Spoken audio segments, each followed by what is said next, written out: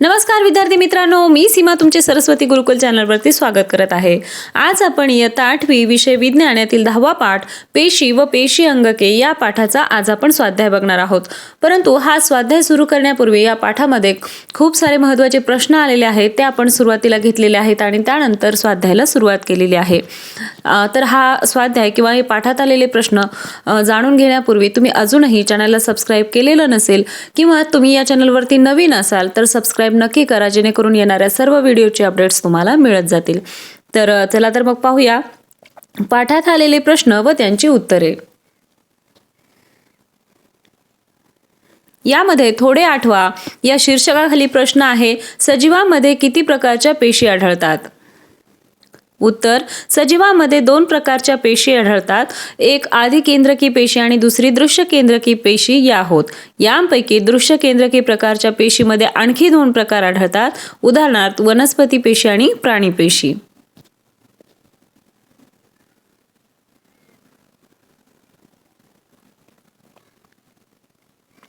दुसरा प्रश्न, पेशींचे निरीक्षण करण्यासाठी तुम्ही कोणते उपकरण वापरले होते, का व कसे? उत्तर, सूक्ष्मदर्शी यंत्राच्या साहाय्याने पेशींचे निरीक्षण करता येते। प्रतिमा मोठी दिसण्यासाठी 2 भिंगांचा वापर केला जातो। पेशी नुसत्या डोळ्यांना दिसत नाहीत। पेशीची मोठी प्रतिमा पाहण्यासाठी व त्यातील रचनेचा अभ्यास करण्यासाठी सूक्ष्मदर्शी उपयुक्त ठरतो।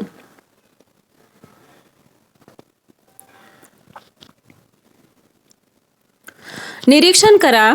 खालील आकृत्यांचे निरीक्षण करा, नावे लिहा व तक्ता पूर्ण करा। यामध्ये आपल्याला वनस्पती पेशी आणि प्राणी पेशी यांची आकृती दिलेली आहे, त्याच्या विविध भागांना आपल्याला नावे द्यायची आहेत। तर पाहूया वनस्पती पेशी मधील विविध अवयवांची नावे किंवा विविध भागांची नावे। तंतुकणिका, पेशीभित्तिका, पेशीपटल, केंद्रकी, पेशीद्रव्य, गोल्गिका आणि आंतरद्रव्य जालिका। त्यानंतर खाली येईल लवक आणि रिक्तिका। या चित्राचं किंवा आकृतीचं व्यवस्थित निरीक्षण करायचं आहे। आता पाहूयात प्राणी पेशी। यामध्ये येईल रिक्तिका, तंतुकणिका, केंद्रकी, केंद्रक, पेशीपटल आणि त्यानंतर खाली देखील येईल रिक्तिका।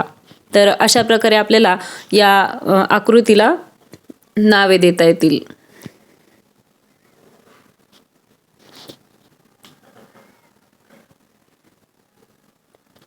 त्यानंतर त्याच खाली आपल्याला एक तक्ता दिलेला आहे, तो आपल्याला भरायचा आहे। घटक प्राणी पेशी आणि वनस्पती पेशी। यामध्ये पेशीपटल प्राणी पेशीमध्ये आहे आणि वनस्पती पेशीमध्ये देखील आहे। त्यानंतर पेशीभित्तिका प्राणी पेशीमध्ये नाहीत आणि वनस्पती पेशीमध्ये आहेत। त्यानंतर लयकारिका प्राणी पेशीमध्ये आहेत आणि वनस्पती पेशीमध्ये नाही।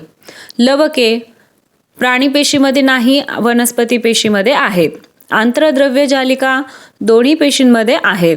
रिक्तिका प्राणी पेशीमध्ये छोट्या आहेत आणि वनस्पती पेशीमध्ये मोठ्या आहेत। आणि त्यानंतर गोल्गी संकुल आणि तंतुकणिका हे प्राणी पेशी व वनस्पती पेशी या दोन्हीमध्ये आढळून येईल।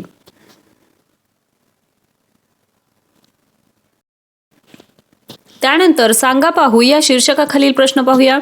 पेशींमधला पदार्थाचा प्रवास कसा होतो? उत्तर, पेशींमधल्या निरनिराळ्या पदार्थांचा प्रवास पेशीच्या विसरण आणि परासरण या प्रक्रियांनी होतो, त्यामुळे पदार्थ आत बाहेर सरकू शकतात।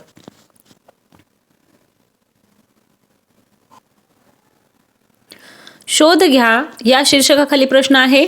4 ते 5 बेदाणे पाण्यात ठेवून 1 तासानंतर काय होते ते निरीक्षण करा। नंतर तेच बेदाणे साखरेच्या द्रावणात ठेवा व 1 तासानंतर त्याचे निरीक्षण करा। निरीक्षणाच्या नोंदी ठेवा व वर्गात चर्चा करा। तर हा प्रयोग आपल्याला करून बघायचा आहे आणि त्यानंतर त्याच्या नोंदी घ्यायच्या आहेत। तर याचं उत्तर पाहूया। बेदाणे पाण्यात ठेवले की त्यांच्या बाहेरील आवरण निवडक्षम पारपटलासारखे कार्य करते। बेदाण्यातील पाण्याचे प्रमाण कमी व सभोवतालच्या माध्यमातील पाण्याचे प्रमाण जास्त असल्याने बेदाण्यात पाणी शिरते। त्यामुळे पाण्यात ठेवून 1 तासानंतर निरीक्षण केल्यास ते फुगलेले आढळतात। ही प्रक्रिया अंतःपरासरणामुळे होते।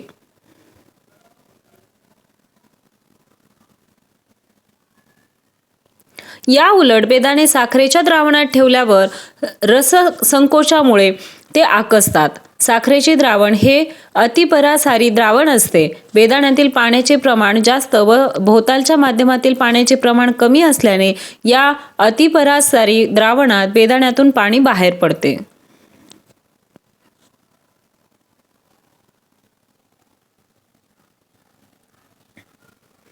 दुसरा प्रश्न आहे, पावसाळ्यामध्ये लाकडी दरवाजे घट्ट बसतात असे का होते? याचं उत्तर, पावसाळ्यात हवेत जास्त आर्द्रता असते, तसेच पावसाच्या पाण्याने दरवाजाचे लाकूड भिजते.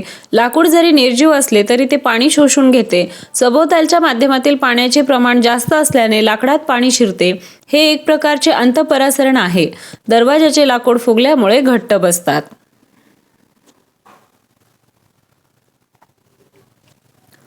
विचार करा या शीर्षकाखाली प्रश्न आहे, तुमच्या इमारतीत किती प्रकारच्या पाईपलाईन्स आहेत? त्या कोणकोणती कामे करतात? त्या नसल्या तर काय होईल? याचं उत्तर, इमारतीच्या चारही बाजूंनी अनेक पाईपलाईन्स असतात. निरनिराळ्या कार्यांसाठी निरनिराळ्या पाईपलाईन्स असतात. पाणी वाहून नेणारे पाईप, ड्रेनेजसाठी पाईपलाईन्स, गटाराकडे पाणी वाहून नेणारे पाईप्स, पावसाचे पाणी वाहून नेणारे पाईप्स, असे अनेक पाईप्स असतात. जर अशी सोय नसेल तर पाणी तुंबून राहील किंवा सांडपाण्याचा निचरा होणार नाही.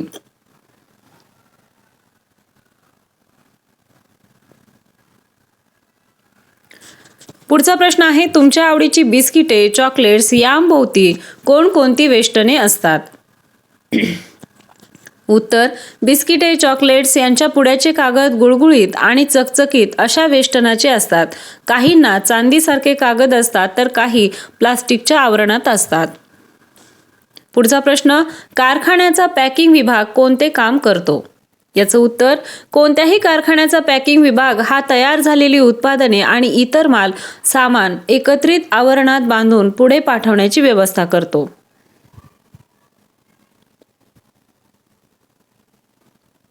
सांगा पाहू या शीर्षकाखाली प्रश्न आहे, शेती कामात निर्माण झालेला पालापाचोळा व इतर कचरा कंपोस्ट खड्ड्यात टाकल्यानंतर काही दिवसांनी त्या कचऱ्याचे काय होते?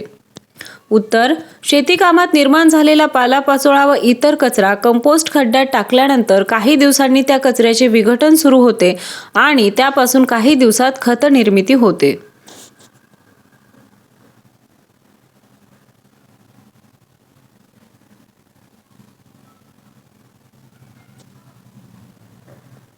पुढचा प्रश्न, तुमच्या वर्गातील दिवे, पंखे तसेच शाळेतील संगणक कोणत्या ऊर्जेवर चालतात? ही ऊर्जा कुठे निर्माण होते? उत्तर, वर्गातील दिवे, पंखे तसेच शाळेतील संगणक विद्युत ऊर्जेवर चालतात. ही विद्युत ऊर्जा निर्मिती केंद्रात तयार होते. जरा डोके चालवा या शीर्षकाखालील प्रश्न आहे, तंतुकणिकांच्या आतील आवरण शिखायुक्त असण्याचा फायदा काय? याचं उत्तर, तंतुकणिकेच्या आतील आवरणाचे 2 पदर असतात. त्यातील आतले आवरण इतके शिखायुक्त असते की त्यात अनेक कप्पे पडलेले असतात. या आत गेलेल्या पदरामुळे सशिखा किंवा क्रिस्टे नावाच्या रचना तयार होतात. या घड्यांच्या रचनेमुळे आतील आवरण हे बाहेरच्या आवरणापेक्षा सुमारे 5 पट वाढलेले असते. या क्रिस्टे या रचनेवर छोटे गोलाकार F1 कण असतात. याच कणांच्या आत विकारांच्या साहाय्याने ऊर्जा निर्मितीच्या प्रक्रिया चालू राहतात. तर आत्तापर्यंत आपण पाठात आलेले सर्व प्रश्न बघितलेले आहेत, त्यांची उत्तरे जाणून घेतलेली आहेत. तर आता स्वाध्यायाला सुरुवात करूया.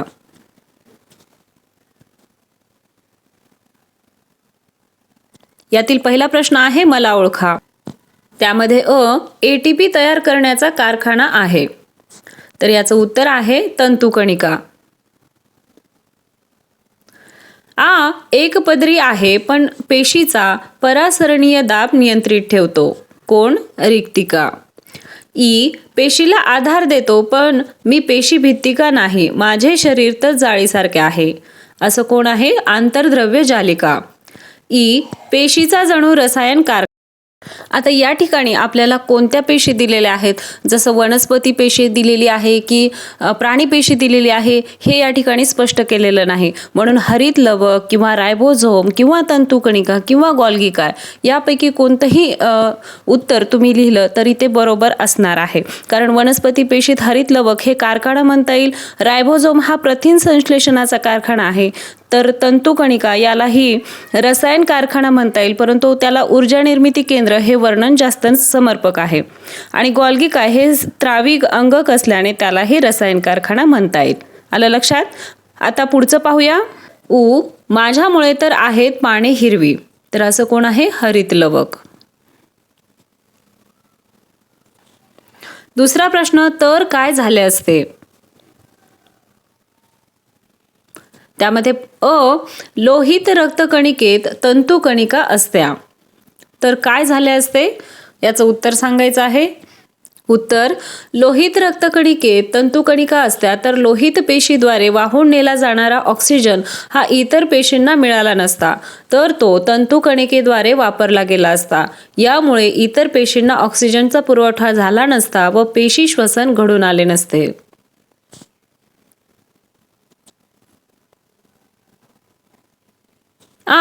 तंतुकणिका व लवके यामध्ये फरक नसता. तर काय झाले असते ते पाहूया. तंतुकणिका पेशीतील कार्बोदके व मेदांचे विकारांच्या साहाय्याने ऊर्जा निर्माण करून साठवते, तर लवके सौर ऊर्जा शोषून तिचे रासायनिक ऊर्जेत रूपांतर करतात. यामुळे जर तंतुकणिका व लवके यामध्ये फरक नसता तर दोन्हीपैकी एकाच प्रकारे ऊर्जा निर्मिती झाली असती. तसेच प्राण्यांमध्ये सर्व प्राणी हे लवकामुळे वेगवेगळ्या रंगाची दिसली असती.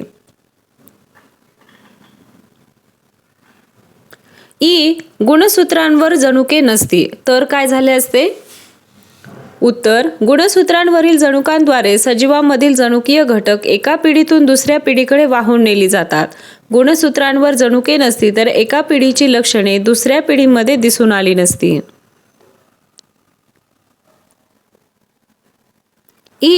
पारपटल निवडक्षम नसते. तर काय झाले असते? उत्तर, पारपटल काही ठराविक आवश्यक पदार्थांना ये जा करू देते व काही ठराविक अशा पदार्थांना आत प्रवेश करू देत नाही. पारपटल निवडक्षम नसते तर पाणी, क्षार व ऑक्सिजन यांसारख्या उपयुक्त पदार्थाबरोबर कार्बन डायऑक्साईड सारखे पदार्थ पेशीतच राहिले असते. वनस्पतीत अँथोसायनिन नसते. तर काय झाले असते? उत्तर, अँथोसायनिन हे एक वर्णलवक आहे ज्यामुळे वनस्पतीच्या ठराविक भागांचा रंग जांभळा किंवा निळा दिसतो. वनस्पतीत अँथोसायनिन नसते तर आपल्याला कृष्णकमळ, जांभूळ, ब्लूबेरी, लिली यांसारख्या रंगीत वनस्पती दिसल्या नसत्या.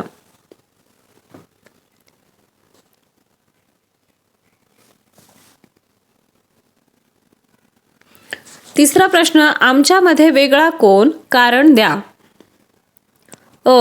केंद्रकी, तंतुकणिका, लवके, आंत्रद्रव्य जालिका. तर या चारींमधला लवके हा वेगळा घटक येईल. याचं कारण, इतर सर्व पेशी अंगके प्राणी पेशीमध्ये आढळतात. DNA, रायबोझोम्स, हरितलवके. तर यातील वेगळा घटक येईल DNA, कारण इतर सर्व पेशी अंगके वनस्पती पेशींमध्ये आढळतात. चौथा प्रश्न आहे, कार्य लिहा. पेशीपटल. उत्तर पाहूया. 1. पेशीपटल निवडक्षम पारपटल असून काही ठराविक पदार्थांना पेशीत आत बाहेर करू देते व काहींना अटकाव करते. 2. पेशीपटलामुळे पाणी, क्षार, ऑक्सिजन हे उपयुक्त रेणू पेशीत प्रवेश देते. 3. कार्बन डायऑक्साईड सारखे टाकाऊ पदार्थ बाहेर टाकले जाते. 4. पेशीच्या अंतर्गत भागाचे संरक्षण करते.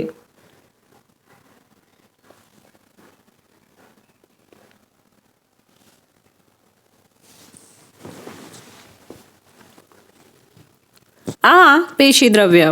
याचं उत्तर, 1. पेशीमधील अमिनो आम्ल, ग्लुकोज, जीवनसत्वे इत्यादी महत्त्वाचे पदार्थ साठविण्याचे ठिकाण म्हणजेच पेशीद्रव्य. 2. पेशीद्रव्य हे पेशीतील रासायनिक अभिक्रिया घडण्याचे माध्यम असते. 3. पेशींच्या हालचालींसाठी मदत करते. लयकारिका. याचं उत्तर, 1. रोगप्रतिकार यंत्रणा, पेशीवर हल्ला करणाऱ्या जीवाणू व विषाणूंना नष्ट करते. 2. उद्ध्वस्त करणारे पथक, जीर्ण व कमजोर पेशी अंगके, कार्बनी कचरा हे टाकाऊ पदार्थ लयकारिकेमार्फत बाहेर टाकले जातात. 3.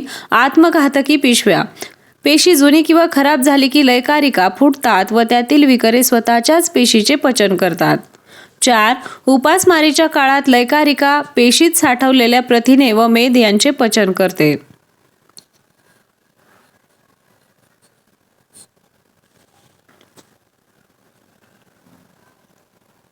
ई. रिक्तिका. याचं उत्तर 1. पेशीतील परासरणीय दाब नियंत्रित ठेवते. 2. चयापचय क्रियेत बनलेली उत्पादिते साठवून ठेवते. 3. प्राणी पेशीतील रिक्तिका टाकाऊ पदार्थ साठवतात, तर अमिबाच्या रिक्तिकेत अन्न पचनपूर्व साठवले जाते. 4. वनस्पती पेशीतील रिक्तिका पेशीद्रव्याने भरलेल्या असून त्या पेशीला ताठरता व दृढता देतात. उ. केंद्रक. याचं उत्तर पाहूया. 1. पेशीच्या सर्व चयापचय क्रिया व पेशी विभाजन यावर नियंत्रण ठेवणे. 2. जनुकांद्वारे आनुवंशिक गुणांचे संक्रमण पुढील पिढीकडे करणे.